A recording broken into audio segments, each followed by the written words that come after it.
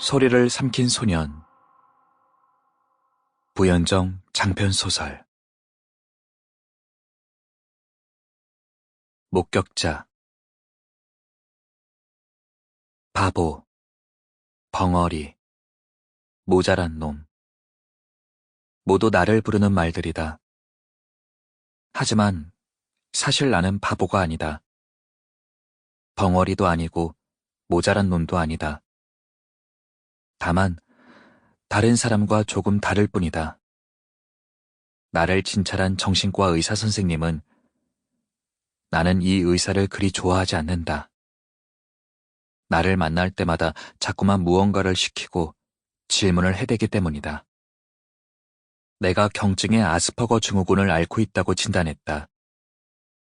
동시에 어릴 적 트라우마로 말을 하지 못하는 한묵증까지 가지고 있다며 내 보호자인 아빠를 안쓰럽게 쳐다봤다.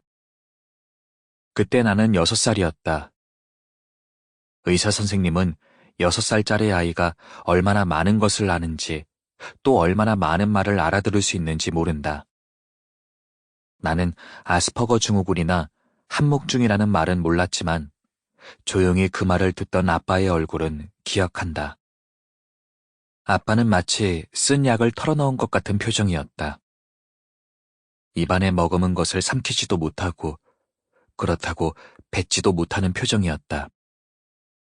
하지만 의사 선생님이 모르는 게 한 가지 있다. 나는 말을 하지 못하는 게 아니라 하지 않는 것뿐이다. 비록 5살 때부터 지금까지 10년이 넘도록 말을 하지 않았지만 마음만 먹으면 언제든 말을 할 수 있다. 아마도. 그냥 지금은 굳이 말을 하고 싶지 않을 뿐이다. 말을 하지 않아도 사는데 큰 지장은 없다. 큰 지장이 없다 뿐이지 사소한 지장은 몇 가지가 있다. 예를 들어 아무리 급해도 휴대폰의 통화 기능은 사용하지 못한다든지, 요즘 유행하는 아이돌의 노래를 따라 부를 수 없다든지, 혹은 처음 만나는 사람에게 내가 말을 할 수 없다는 사실을 매번 설명해야 한다든지 하는 번거로운 일들이다.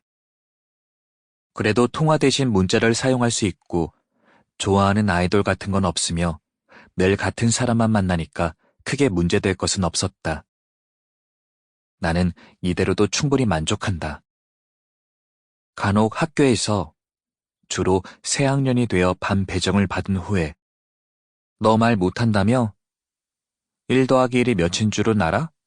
하며 놀리는 아이들이 있기는 하지만 학교 폭력이 이슈가 되면서 그런 일들도 꽤 많이 줄었다. 특히 얼마 전에 왕따 가해자 3명이 강제 전학 처분을 받으면서 아이들 사이에는 조금 더 조심스러운 분위기가 흘렀다. 그리고 선생님들은 학교 이름이 또 한 번 뉴스에 오르내릴까봐 한층 더 예민하게 아이들을 단속했다. 나에게는 썩 잘된 일이다. 아빠는 학교 폭력에 관한 뉴스를 볼 때마다 슬그머니 내 눈치를 살핀다. 내가 왕따 피해자가 될까봐 걱정스러운 것이다. 솔직히 내가 생각해도 나만큼 손쉬운 먹잇감이 없긴 하다. 어차피 나는 말을 하지 못하니까 고자질 당할 걱정도 없지 않은가. 물론 내가 글까지 적지 못하는 것은 아니다. 나는 글자로 내 의사를 표현하는데 아무런 문제가 없고 심지어 휴대폰 자판은 누구보다 빨리 칠 수 있다. 내가 휴대폰을 다다닥 누를 때마다 아빠는 항상 우리 태희 진짜 대단한데? 어떻게 그렇게 빨리 칠 수가 있지? 하며 나를 추켜 세우곤 했다. 그럼 나는 콧대가 높아져 한층 더 빠르게 자판을 눌렀다. 결론만 말하자면 아빠의 걱정은 기우였다. 중학생이 되면서 나를 괴롭힐 만큼 관심을 갖는 아이가 드물어졌기 때문이다. 그 시기에 남자아이들에게는 남을 괴롭히는 것 말고도 재미있는 일이 잔뜩 있었다. 이를테면 게임이라든지 혹은 게임이라든지 아니면 게임 같은 것들. 그러니까 내 존재 Sample complete. Ready to continue?